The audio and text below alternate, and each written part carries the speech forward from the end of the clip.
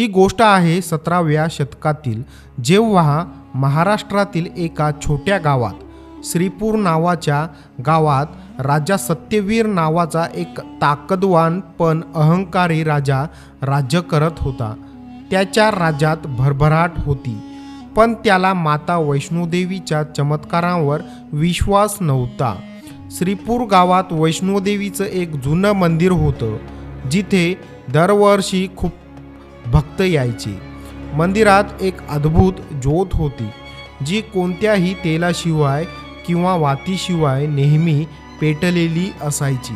एके दिवशी गावातील एक साधा शेतकरी रघुनाथ आपल्या गावकऱ्यांसोबत माता वैष्णोदेवीच्या दर्शनासाठी निघाला. त्याच्यासोबत 100 भक्त होते. रघुनाथ हा मातेचा खूप मोठा भक्त होता आणि दरवर्षी तो मातेच्या मंदिरात जायचा. पण यावेळी राजा सत्यवीरच्या सैनिकांनी त्यांना रस्त्यावर थांबवलं आणि राजाच्या दरबारात नेलं. राजाने रघुनाथला विचारलं, रघुनाथ, तू इतक्या लोकांना घेऊन कुठे चालला आहेस?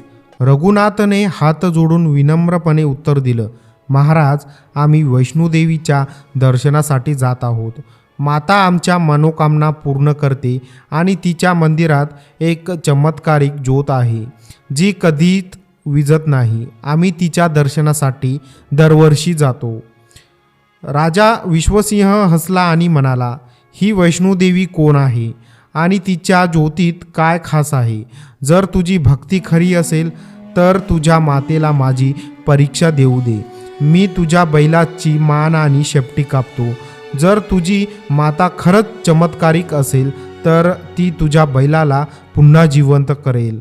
रघुनाथला खूप दुःख झालं, पण त्याने नम्रपणे विनंती केली, महाराज, कृपया मला 1 महिन्याची मुदत द्या आणि बैलाचं शेपटी आणि धड सुरक्षित ठेवा.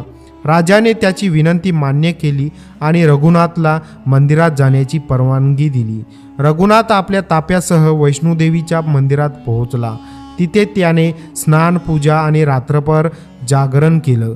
पहाटे आरतीच्या वेळी रघुनाथाने मातेसमोर हात जोडून प्रार्थना केली, हे माते, तू अंतर्यामी आहेस. माझ्या भक्तीची परीक्षा घेतली जात आहे.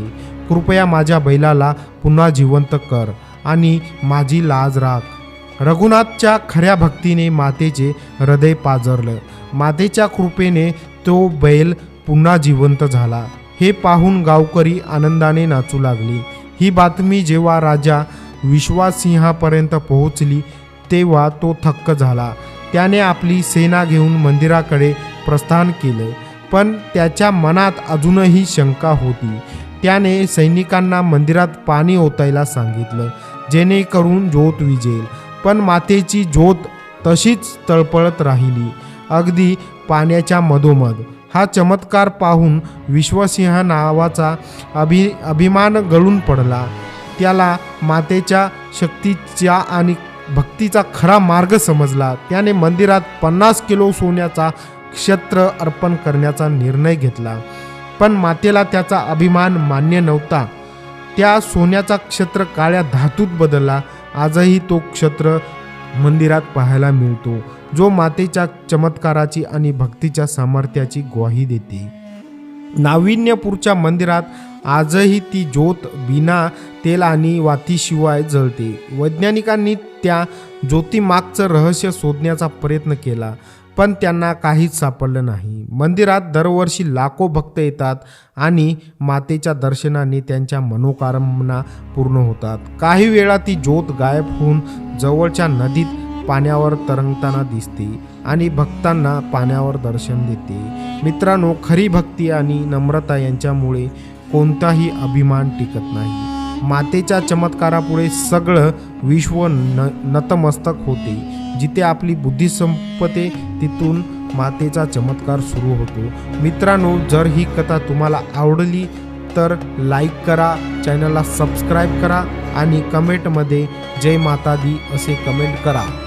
धन्यवाद. भेटूया नवीन व्हिडिओमध्ये.